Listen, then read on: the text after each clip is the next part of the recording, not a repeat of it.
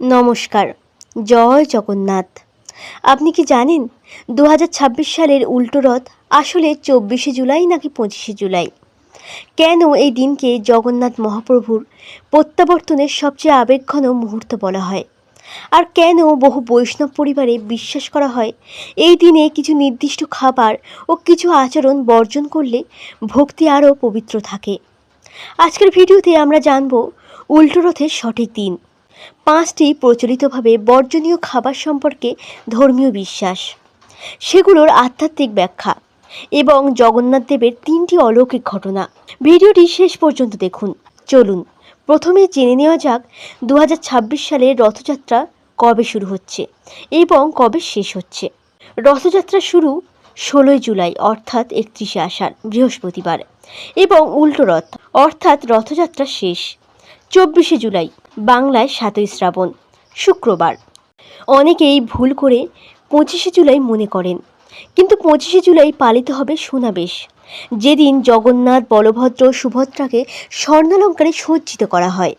উল্টো রথ মানে শুধু রথ ফিরে আসা নয়, এটি প্রতীক ঈশ্বর আবার তার নিজ ধামে ফিরে আসছেন, যেন তিনি ভক্তদের আশীর্বাদ দিয়ে আবার মন্দিরে প্রবেশ করছেন। এই দিনটি আনন্দের হলেও ভক্তদের কাছে অত্যন্ত সংযম ও ভক্তির দিন। অনেক অঞ্চলে কিছু খাদ্য এদিন বর্জনের প্রচলিত বিশ্বাস রয়েছে। এগুলো সর্বভারতীয় বাধ্যতামূলক শাস্ত্রবিধি নয়, বরং আঞ্চলিক বৈষ্ণবাচার ও লোকবিশ্বাসের অংশ। কলমি শাক। অনেক বৈষ্ণব পরিবারে বিশ্বাস করা হয় উল্টো রথের দিনে কলমি শাক না খাওয়াই শ্রেয়। লোকবিশ্বাস অনুযায়ী এটি তামসিক প্রবৃত্তি বাড়াতে পারে এবং উৎসবের পবিত্রতার সঙ্গে মানানসই নয়। পুঁই শাক। পুঁই শাকও বহু স্থানে এই দিনে বর্জন করা হয়। বিশ্বাস করা হয় এই দিনটি হালকা সাত্ত্বিক আহার ও ভগবানের প্রসাদ গ্রহণের দিন। তেতো জাতীয় খাবার। করলা, নিমপাতা, উচ্ছে, কুলেখাড়া বা অতিরিক্ত তেতো পদ অনেকেই এই দিনে এড়িয়ে চলেন। এর পেছনে প্রতীকী ধারণা, আজ আনন্দ ও মঙ্গলময় প্রত্যাবর্তনের দিন, তাই তিক্ততার পরিবর্তে প্রসাদ, ফল ও মিষ্টান্নকে প্রাধান্য দেওয়া হয়। আমিষ খাবার। মাছ, মাংস, ডিম এসব এই দিনে অধিকাংশ ভক্তই সম্পূর্ণ বর্জন করেন, কারণ উল্টো রথ ভক্তি, শুদ্ধতা ও প্রসাদ গ্রহণের উৎসব। নেশাজাতীয় দ্রব্য। মদ, গাঁজা, তামাক সহ যে কোনো নেশাজাতীয় দ্রব্য এই দিনে বর্জন করার উপর জোর দেওয়া হয়, কারণ ঈশ্বরের স্মরণ, নাম সংকীর্তন ও আত্মসংযমী এই দিনের মূল শিক্ষা। মনে রাখবেন, এই খাবার খেলে নিশ্চিত অভিশাপ নেমে আসবে, এমন কথা কোনো সর্বজন স্বীকৃত শাস্ত্রে স্পষ্টভাবে বলা নেই। এগুলো মূলত ভক্তি সমাজে প্রচলিত আচার ও বিশ্বাস। ভক্তির মূল কথা হলো আন্তরিকতা, সংযম এবং শুদ্ধ আচরণ। এবার আসুন জেনে নিই উল্টো রথের সঙ্গে জড়িয়ে থাকা 3টি অলৌকিক ঘটনা, যা যুগ যুগ ধরে কোটি কোটি ভক্তের হৃদয়ে গভীর বিশ্বাসের জন্ম দিয়েছে। প্রথম অলৌকিক ঘটনা, রথ নিজে নিজেই চলতে শুরু করে। পুরীর রথযাত্রায় বহুবার এমন ঘটনা ঘটেছে বলে ভক্তদের মধ্যে প্রচলিত বিশ্বাস রয়েছে যে হাজার হাজার মানুষ প্রাণপণ চেষ্টা করেও যে রথ নাড়াতে পারেননি, কিছুক্ষণ পরে সেই রথ জয় জগন্নাথ ধ্বনির মধ্যে হঠাৎ চলতে শুরু করেছে। ভক্তদের বিশ্বাস, মহাপ্রভুর ইচ্ছা ছাড়া রথের একটি চাকা পর্যন্ত নড়ে না, তাই রথের গতি কেবল মানুষের শক্তির উপরে নয়, ঈশ্বরের কৃপা ও ইচ্ছার উপর নির্ভর করে। দ্বিতীয় অলৌকিক ঘটনা, মহাপ্রসাদ কখনো ফুরিয়ে যায় না। শ্রী জগন্নাথ দেবের মহাপ্রসাদ নিয়ে একটি সুপ্রচলিত বিশ্বাস রয়েছে।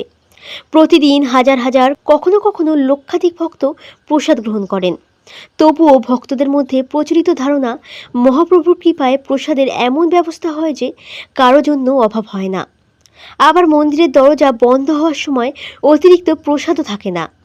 ভক্তরা একে জগন্নাথ দেবের অসীম কৃপা বলে মনে করেন। তৃতীয় অলৌকিক ঘটনা, উল্টো রথ দর্শনের মাহাত্ম্য বহু প্রাচীন বৈষ্ণব বিশ্বাসে বলা হয়। যিনি আন্তরিক ভক্তি ভরে উল্টো রথ দর্শন করেন, জগন্নাথ দেবের নাম জপ করেন এবং প্রসাদ গ্রহণ করেন, তার জীবনের বহু বাধা বিপত্তি দূর হয় এবং মানসিক শান্তি লাভ হয়। এটি ভক্তিমূলক বিশ্বাস। এর উদ্দেশ্য মানুষকে ঈশ্বর স্মরণ, সৎকর্ম ও ভক্তির পথে উদ্বুদ্ধ করা। এবার বলি উল্টো রথের দিনে কি করবেন। সকালে স্নান করে পরিষ্কার বস্ত্র পরুন, ওং নমো ভাগবত বাসুদেবায় অথবা জয় জগন্নাথ মন্ত্রটি জপ করুন। সম্ভব হলে রথ দর্শন করুন বা ঘরে বসেই জগন্নাথ দেবের পূজা করুন। ফল, মিষ্টি ও সাত্ত্বিক ভোগ নিবেদন করুন। গরিব ও অভাবী মানুষকে খাদ্য বা বস্ত্র দান করুন। পরিবারের সকলের মঙ্গল কামনা করে প্রার্থনা করুন। ভিডিওটি শেষ করার আগে আরও কয়েকটি কথা আপনাদের বলে যাই। ভক্তবৃন্দ, উল্টো রথ কেবল একটি উৎসব নয়, এটি ঈশ্বরের ঘরে ফিরে আসার আনন্দ, ভক্তির পুনর্জাগরণ এবং আত্মশুদ্ধির এক পবিত্র মুহূর্ত। এই দিনে আমরা যদি অহংকার, ক্রোধ, হিংসা, লোভ ও অসত্যকে ত্যাগ করে ভগবান জগন্নাথের শরণ গ্রহণ করি, সেটাই হবে প্রকৃত উল্টো রথ পালন। মহাপ্রভু জগন্নাথ যেন আমাদের ও আপনাদের পরিবারের উপর তার অসীম কৃপাদৃষ্টি বর্ষণ করেন, সকল বিপদ দূর করেন এবং সুখ, শান্তি, সুস্বাস্থ্য ও সমৃদ্ধিতে জীবন ভরিয়ে দেন। জয় জগন্নাথ।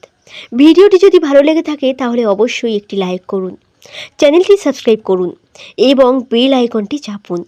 কমেন্টে লিখুন জয় জগন্নাথ। পরবর্তী ভিডিওতে আবার দেখা হবে। জয় জগন্নাথ, জয় বলভদ্র, জয় মা সুভদ্রা। নমস্কার।